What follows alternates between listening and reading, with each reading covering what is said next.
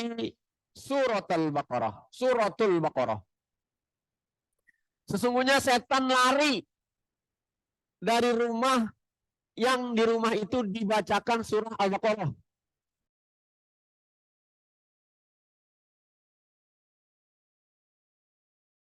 Rumah dijual murah sama keluarganya. Yang aturan ini harga rumah 1 miliar, cuman dijual 300 juta. Kira-kira kita beli berapa orang? Beriman nggak? Inna syaitana yanfiru minal baitul ladzi tuqra'u fihi suratul Baqarah. Sesungguhnya setan itu lari dari rumah yang di dalamnya dibacakan surah Al-Baqarah. Ini kalau beriman sama itu surat, beli aja itu rumah. Aturan 1 miliar, tingkat 3, ada balkon di atas, ada kolam renang. Ini dijual cuma 300. Begitu kita habis gusuran lagi ada 500. Kita beli masih sisa 200. Beli apa enggak kira-kira? Ada bekas orang dibunuh, ada 3 anak kecil diracun, ada orang mati bunuh diri, gantung diri di situ. Kira-kira beli apa enggak? Ya, kalau kagak berarti belum beriman. Belum beriman. Jadi kita kadang merasa gampang ini. Ya begitu, oke, saya beriman dengan ayat itu. Ya itu karena kita belum ada pada situasi itu. Kayak misalkan begini.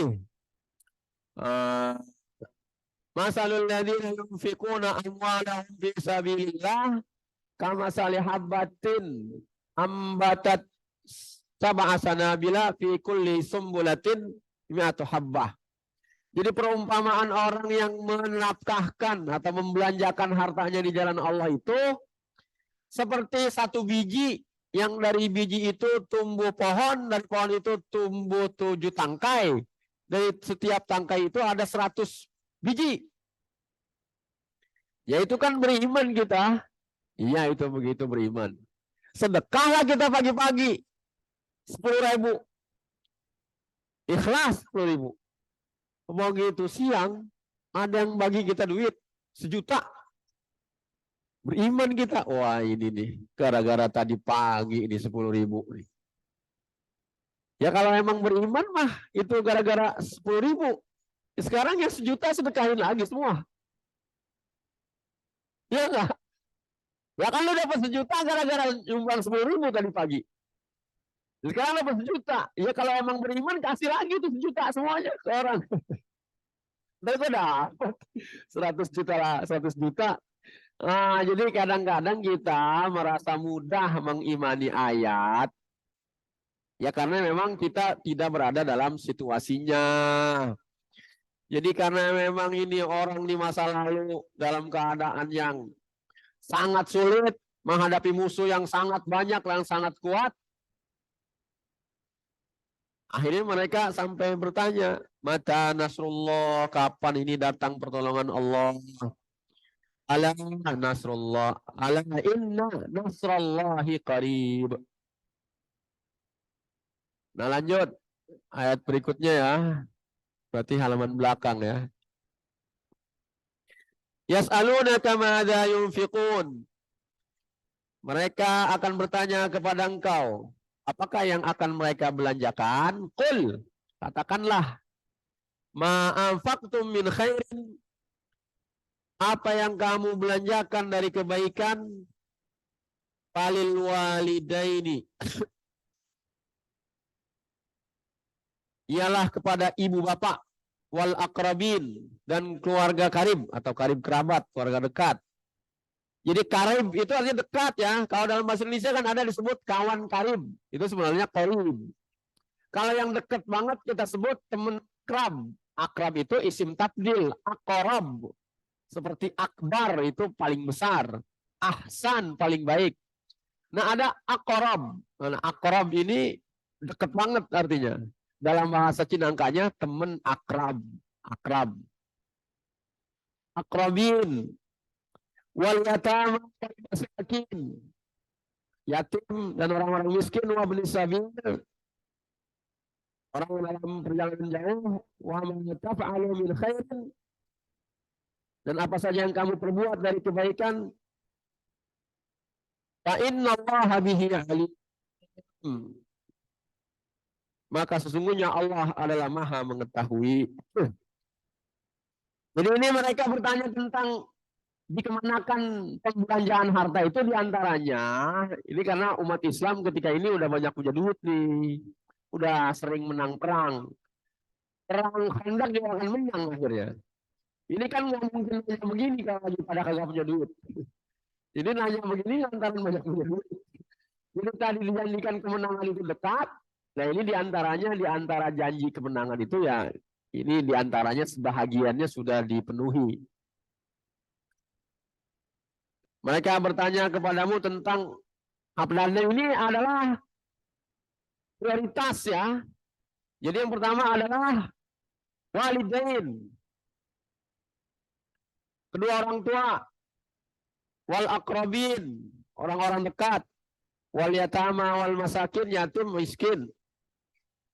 Jadi kadang-kadang kita salah skala prioritas. Kadang kita lebih seneng yang sunnah daripada yang wajib. Nah kalau sedekah kepada orang-orang yang jauh itu hukumnya belakangan. Kalau kepada orang tua itu duluan. Giliran orang tua sakit minta dianterin ke puskesmas, ntar dulu. Ntar be. Giliran pacar minta dianterin ke kampus, langsung hidupin motor. Nah ini salah prioritas ini. Di sini dikatakan walidain yang pertama. Jadi kalau orang tua lagi sakit batuk itu minta dianterin nih orang tua ke klinik, itu paling dulu anterin. Jangan orang tua minta susah 7 kali minta, yang ke-9 baru diturutin. Giliran itu temen cewek anak siapa tahu jadi bini belum tentu, bang di kampus nih pulang belum ada yang jemput, langsung berangkat ya. Jadi ini kadang kita lebih memprioritaskan yang jauh dari, kadang orang memprioritaskan yang sunnah daripada yang wajib. Karena kalau yang wajib mah biasa nggak dipuji orang. Kalau yang sunnah kelihatan dipuji orang. Kalau sholat subuh males, giliran terawih dikerjain. Salah itu. Jangan sampai nanti subuh kagak, terawih juga kagak. Maksudnya terawih kerjain, subuh apa lagi? Ini kadang-kadang giliran terawih bendung-bendung nih sholat terawih. Kan terawih sunnah. Dan kita nih emang keliru dibanding sahabat ya. Kalau para sahabat itu dikatakan sunnah, mereka itu berlomba-lomba mengerjakan yang sunnah. Jadi kalau Nabi katakan ini sunnah, nah kalau Nabi katakan sunnah, ini para sahabat tabi'in itu berlomba untuk mengerjakannya. Nah kalau kita dikata sunnah, ya sunnah, nggak usah dah. Bahkan ada orang yang menyangka sholat Idul Fitri itu wajib. Setelah dia tahu bahwa ada sebagian ulama mengatakan sholat Idul Fitri itu sunnah, ya gue nggak usah ngerjain sunnah ini begitu. Jadi kalau kita dikata sunnah, mungkinan ogah. Nah kalau dikatakan sunnah, sangat mengerjakannya.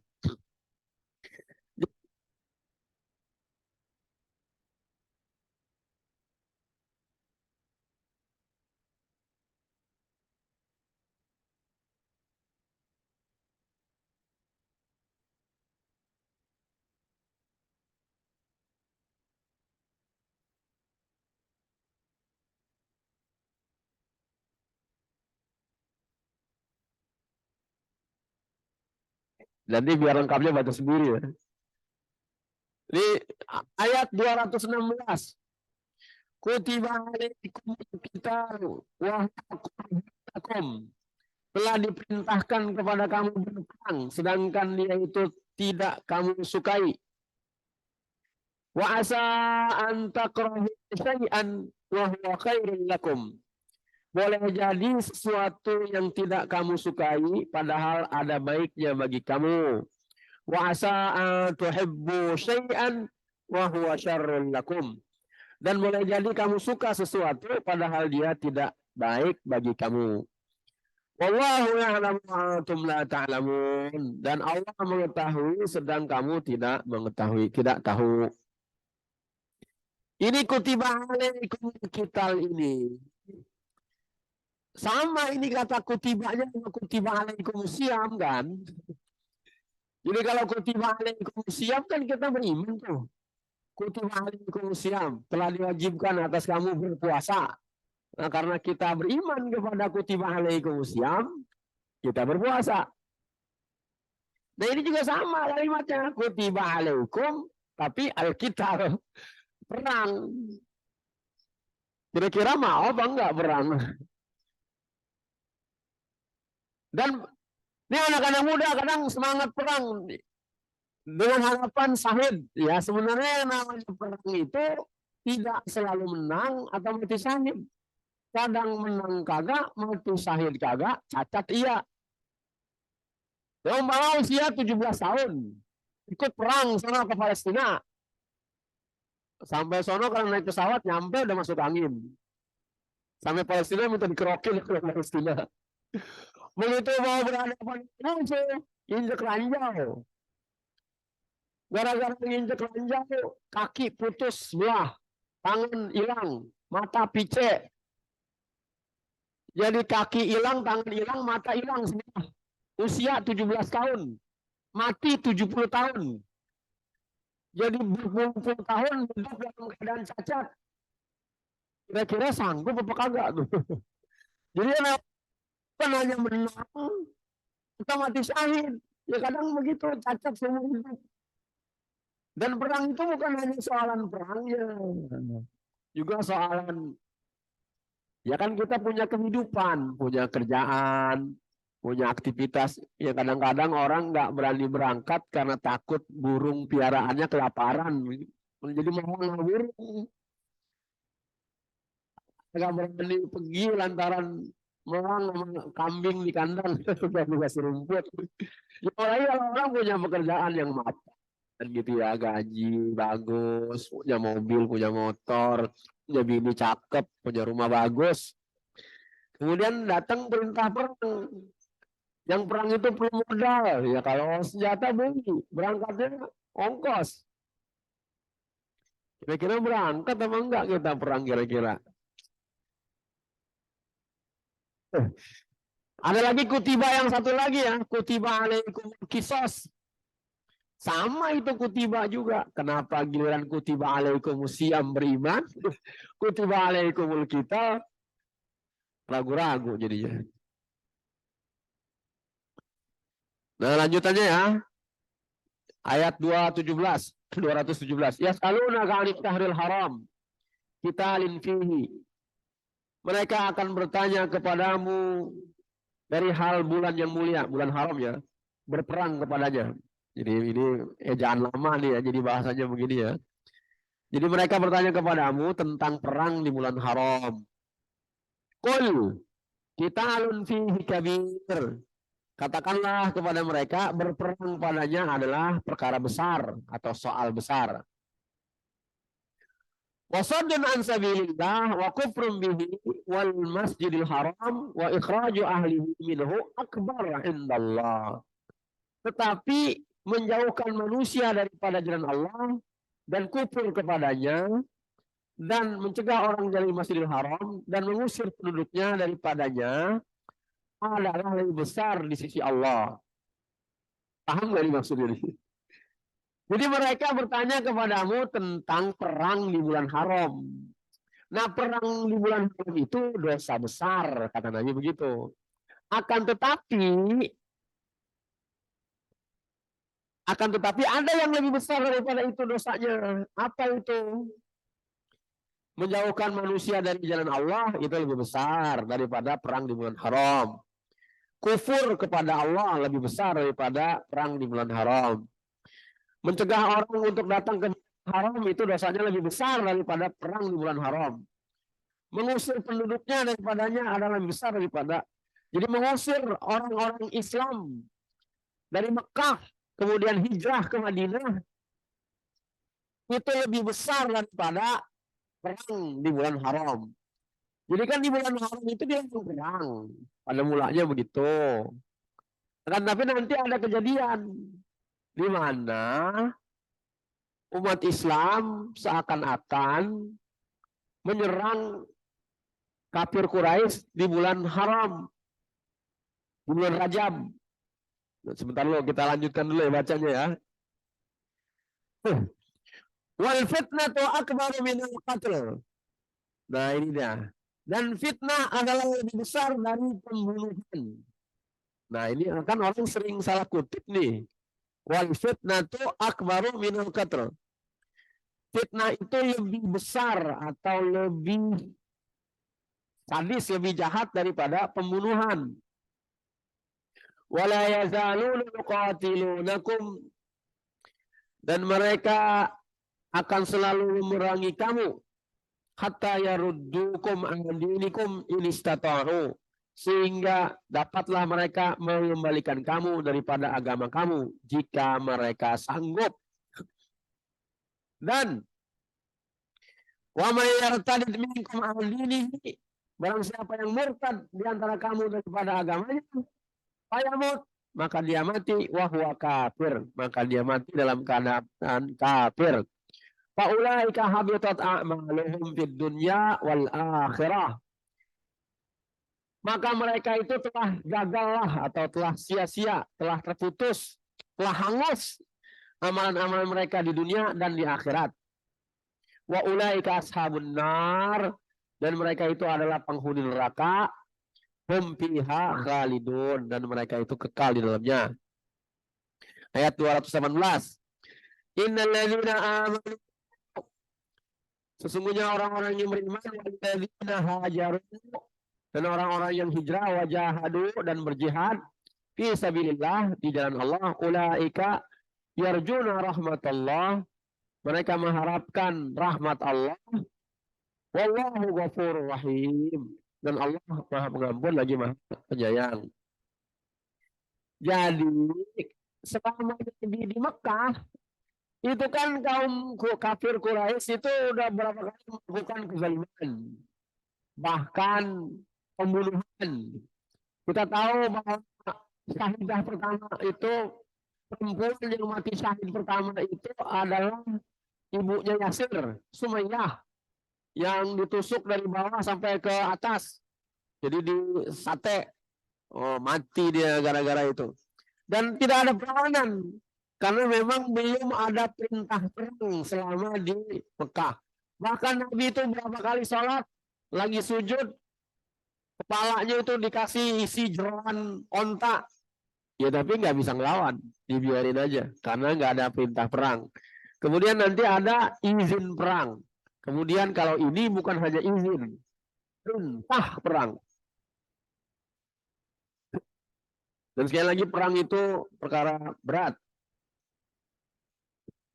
Dan kalau kita memahami ayat yang tadi yang mengatakan wal fitnatu akbar minal qatl, fitnah itu lebih kejam dari pembunuhan. Nah, tapi fitnah yang dimaksud apa? Nah, fitnah yang dimaksud ini bukan fitnah dalam pembahasan orang Cinangka, yang orang dituduh tidak sesuai fakta. Lu fitnah gua. Kata Allah, al fitnatu akbaru minal qatl. Fitnah itu lebih kejam daripada pembunuhan. Nah, itu fitnah, bukan fitnah itu yang dimaksud. Coba lihat Tanbuya di halaman 508. 508, paragraf kedua, paragraf ketiga. Jadi ini ada, jadi kalau perang yang dipimpin Nabi itu biasanya disebut ghazwah. Kalau perang yang tidak dipimpin Nabi disebut syariah. Dan ini di tahun, coba lihat. Lantaran perintah berperang sudah turun dari Allah, maka pada suatu waktu di akhir Jumadil Akhir. Jadi akhir Jumadil Akhir. Habis Jumadil Akhir apa? Rajab. Nah, Rajab ini bulan haram. Karena bulan haram kan yang satu misah sendiri, yang tiga salasa mutawaliyat. Yang misah sendiri itu apa? Rajab. Yang baina Jumada wa Sya'ban. Yang terletak antara Jumadal Akhir dan Sya'ban.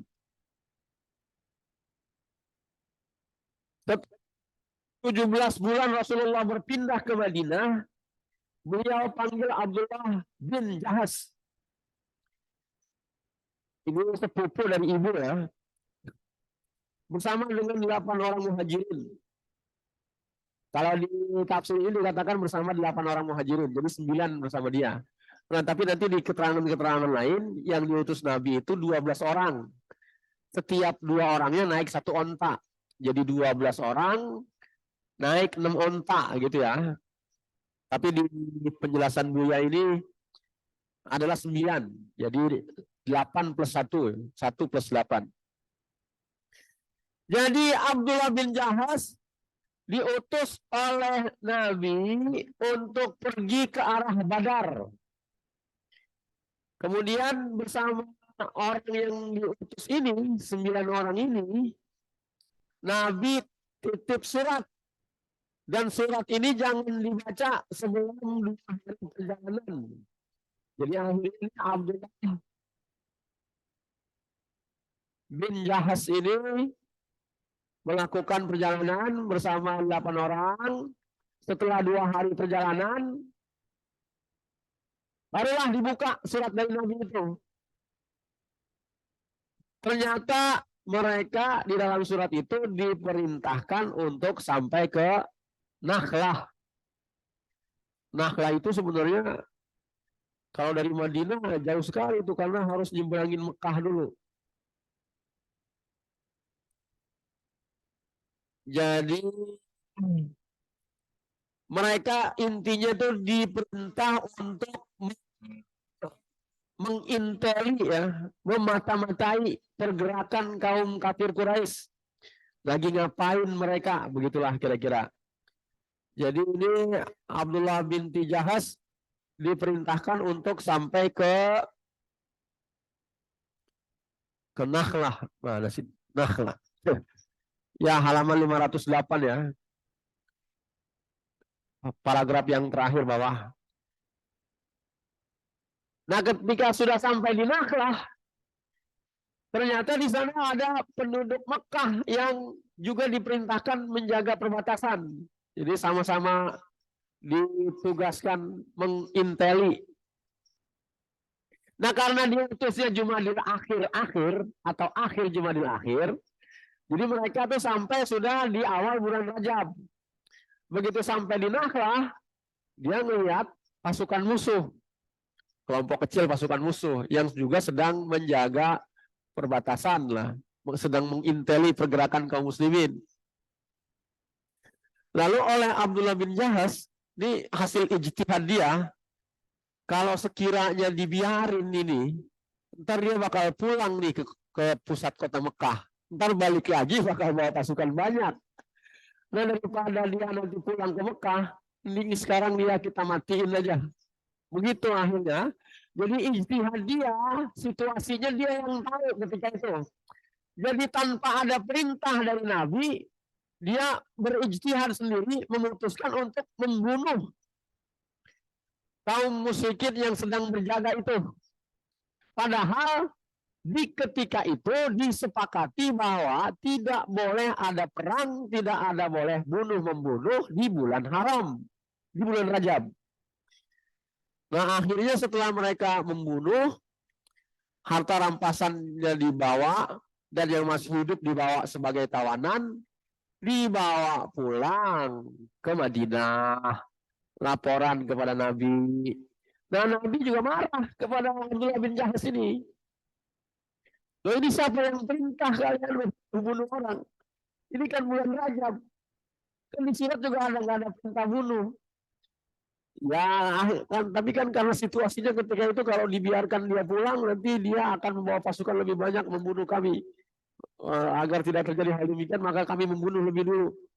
Akan tapi kemarahan Nabi ini berlanjut sampai dengan turun ayat yang tadi kita baca.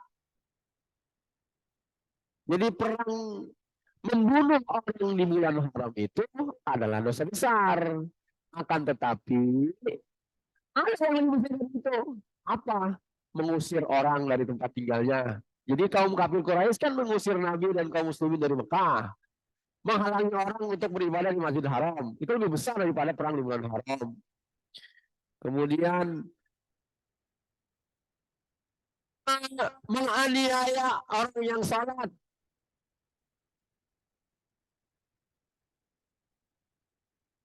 Ih, besar pembunuh.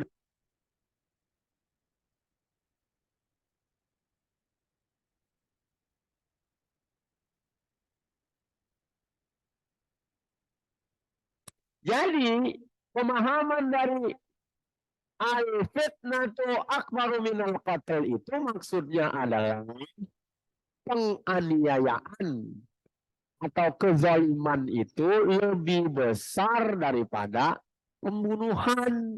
Jadi fitnah yang dimaksud itu bukan fitnah sebagaimana yang kita pahami. Lu fitnah-fitnah gue lo.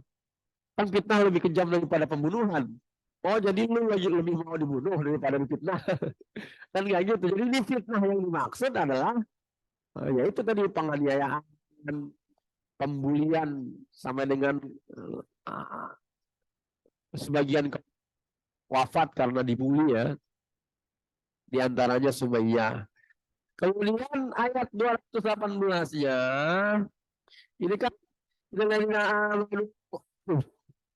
orang-orang yang beriman walladzina hajaru dan orang-orang yang hijrah wajahadu fi sabilillah dan berjihad di jalan Allah.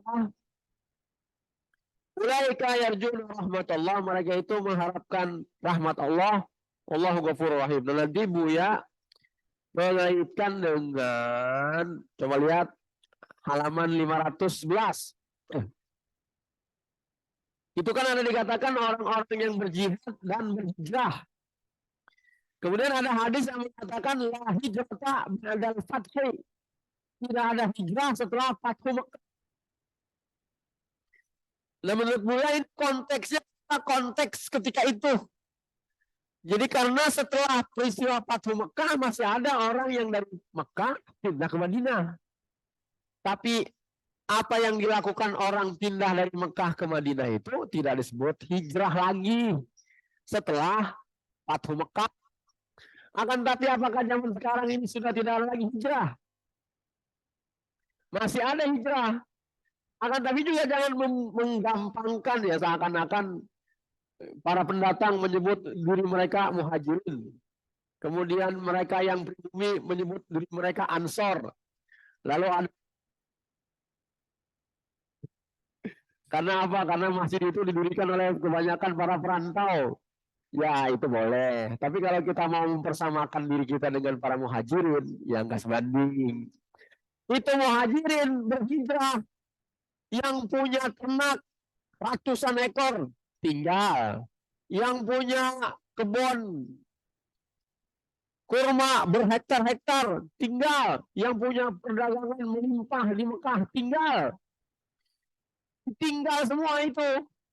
Ya kalau kita sekarang nih, itu kita punya rumah, di rumah kita ada motor, ada mobil, tinggal.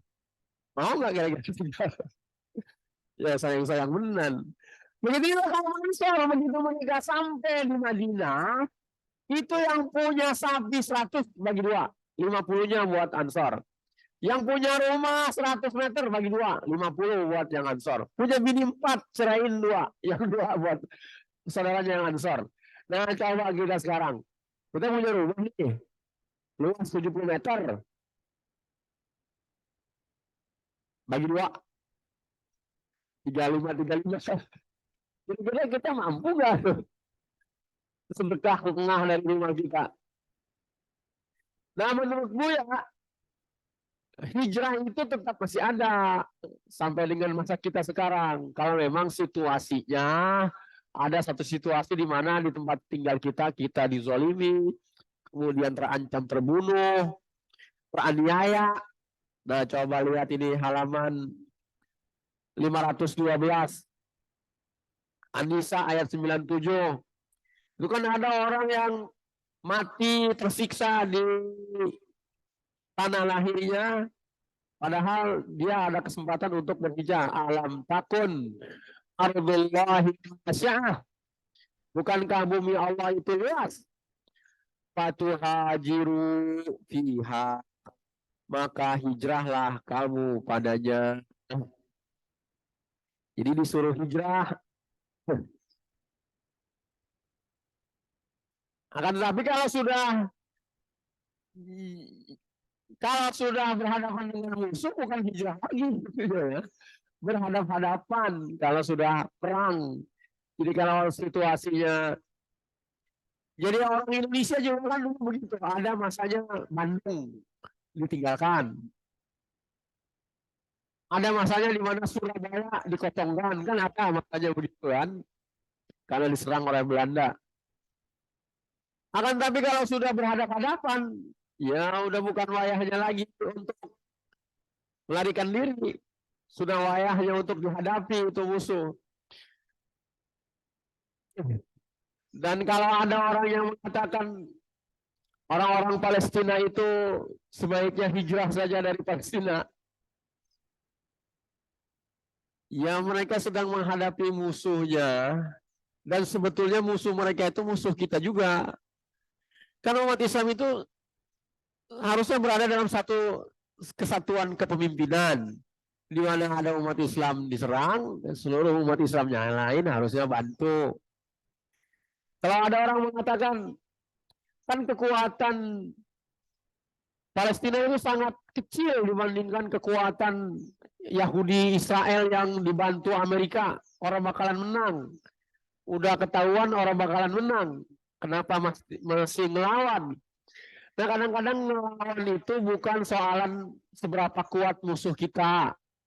Kadang-kadang melawan itu adalah soal kewibawaan kita sebagai manusia. Misalkan kita lagi jalan nih sama emak kita, sama ibu kita nih. Kebetulan kita baru usia belasan. Berat badan 55 kilo. Tinggi 170. Pokoknya begeng lah begeng. Nah tiba-tiba emak kita ditoyor, ditendang sama orang yang tingginya 180 cm. Dadanya bidang, perutnya six pack. Itu kalau lengannya ditekuk, itu otaknya segede kepala kita. Sementara dia noyor emak kita, nendang emak kita, ngeludahin emak kita. Kira-kira bagi kita biarin baik. Ya karena musuhnya jauh lebih kuat dari kita, ya biarin dah emak kita digituin. Karena kadang-kadang perlawanan itu bukan soal kita nggak seimbang sama musuh kita, tapi seberapa besar kemuliaan kita melakukan pembelaan terhadap apa yang seharusnya kita bela. Ya mungkin Amerika dan Yahudi itu nggak sebanding dengan kekuatan Hamas. Ya karena nggak sebanding jangan dilawan. Ya nggak gitu juga. Kadang-kadang bukan perkara sebanding nggak sebanding. Kalau urusan harus sebanding dulu, ya Indonesia juga nggak bakal menang lawan Belanda. Ya orang dia pakai bom, pakai pesawat, pakai kereta kebal, pakai tank. Nah, kita pakai bambu runcing. Jadi kan karena juga di zaman kerajaan dulu itu para empu itu tugasnya bikin senjata tercanggih di zamannya. Mereka bikin tombak sakti, bikin keris beracun, keris sakti. Sampai sekarang yang dibikin keris-keris juga. Karena harusnya itu para pembuat senjata itu berkembang pemahamannya. Jadi harusnya sekarang yang dibilang itu pindah lah kira-kira. Yang bikin roket, bikin drone, bikin pesawat. Nah itu dia. Ya emang kalau di luar itu, kalau murid hasil akhirnya lebih hebat daripada gurunya, nah itu model pendidikan yang berhasil. Kalau muridnya cuma bisa bikin handphone monokrom, muridnya bisa bikin handphone berwarna. Muridnya lagi bisa bikin handphone yang bisa rekam video. Nah itu kan pendidikan yang berhasil. Nah kalau di kita pernah keliru. Kalau gurunya bisa 23 jurus silat, ajarin ke muridnya 24 baik. Jangan sampai murid lebih sakti dari guru. Nah begitu muridnya lagi, diajarin 23, muridnya lagi 22, muridnya lagi 11, muridnya lagi 5. Nah akhirnya sampai di masa kita, udah kada bisa silat. Bisanya cuma silat lidah. Jadi begitu Pak, ini garis besarnya saja apa yang Buya jelaskan detail di tafsirnya. Kita bahas secara sporadis saja beberapa bagian yang dapat kita bahas. Untuk lebih lengkapnya baca sendiri. Akan tetapi kita sudah mendapatkan gambaran umumnya tentang apa yang Buya jelaskan. Dari saya cukup sekian. Kita tutup dengan hamdalah dan kafaratul majlis. Alhamdulillahirabbil alamin. Subhanakallahumma rabbana wa bihamdika asyhadu an la ilaha illa anta astaghfiruka wa atubu ilaik. Kurang lebihnya mohon maaf. Fastabiqul khairat. Wallahul musta'an. Nasrun minallah wa fathun qarib wa basyiril mu'minin. Wassalamualaikum warahmatullahi wabarakatuh.